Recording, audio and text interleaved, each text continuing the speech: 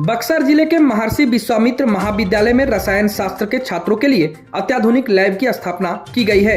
राष्ट्रीय उच्चतर शिक्षा अभियान तथा वीर कुंवर सिंह विश्वविद्यालय के सहयोग से इस लैब की स्थापना की गई है। इस रिसर्च लैब में छात्र नैनो पार्टिकल्स आदि बना रहे हैं। एमवी कॉलेज के senior assistant professor doctor Bharat Kumar ने बताया कि इस लैब को और भी एडवांस बनाने की कोशिश हो रही है। उन्होंने कहा कि यहाँ लगी हुई मशीनें कोलकाता, दिल्ली तथा देश के अन्य स्थानों से मंगाई गई है। उन्होंने बताया कि वीर कुंवर सिंह विश्वविद्यालय की तरफ से इस लैब को डेवलप करने के लिए 24 लाख रुपए भी दिए गए हैं, जिससे कि तमाम मशीनें आदि लाई गई हैं। लैब में प्रैक्टिकल करने पहुंची छात्रा सृष्टि राय के साथ साथ अन्य विद्यार्थियों ने बताया कि यह लैब रसायन विज्ञान के गूढ़ रहस्यों को समझाने में सहायक साबित होगा। यहाँ इतने संसाधन मौजूद हैं जिससे कि किताब में पढ़ी हुई बातों को प्रायोगिक तौर पर देखने और समझने में आसानी हो रही है। शिक्षकों की कमी से परेशानी तो हो रही है, लेकिन फिर भी गुणवत्तापूर्ण शिक्षा देने का प्रयास हो रहा है।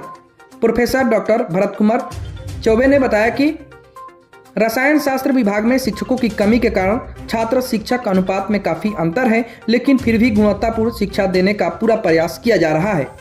सर, बच्चों को बहुत बेनिफिट्स है इससे कि हम लोग सारे चीज़ जो है प्रैक्टिकल करके देख सकते हैं। इस तरह तो हम लोग पढ़ते तो समझ नहीं आता, लेकिन अगर हम लोग उसको प्रैक्टिकल करके देखेंगे तो उससे ज़्यादा समझ में आएगा हम लोग को।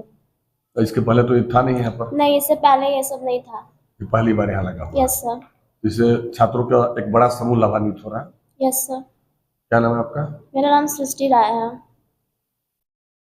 अच्छा, आप कहाँ पढ़ती हैं? मैं एमबी कॉलेज में पढ़ती हूँ।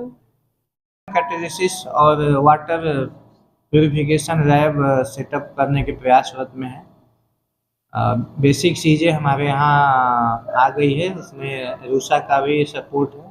रूसा से कुछ मशीन्स आई हैं, कुछ मशीन हमको डीएसटी से एक 24 लाख का ग्रांट मिला है। डीएसटी श्योर जिसको कहते हैं, स्टेट यूनिवर्सिटी रिसर्च एक्सीलेंस। ये वीर कुंवर सिंह यूनिवर्सिटी में मुझे ही सिर्फ मिला है और बिहार में 2 या 3 लोगों को मिला है केमिस्ट्री में।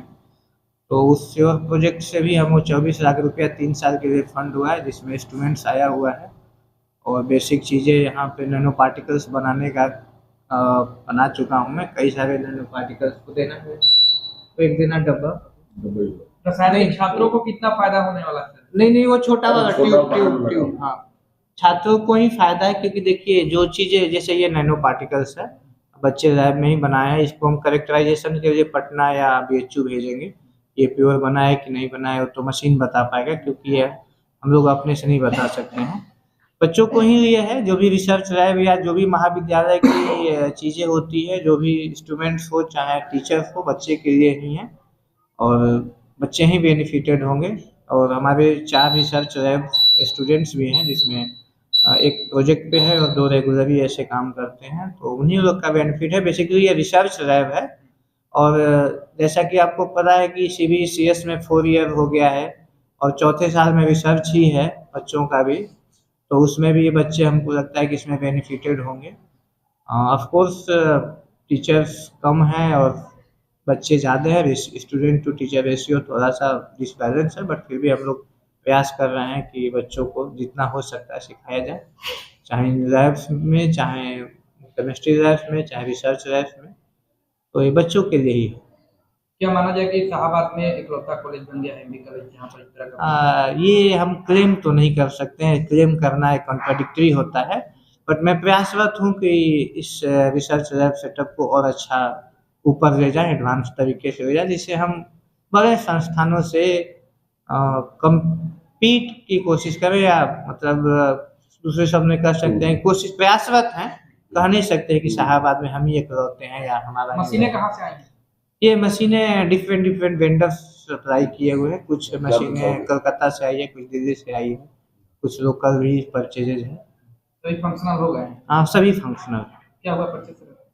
मैं doctor Bharat Kumar, senior assistant professor come HOD, department of chemistry, MB college.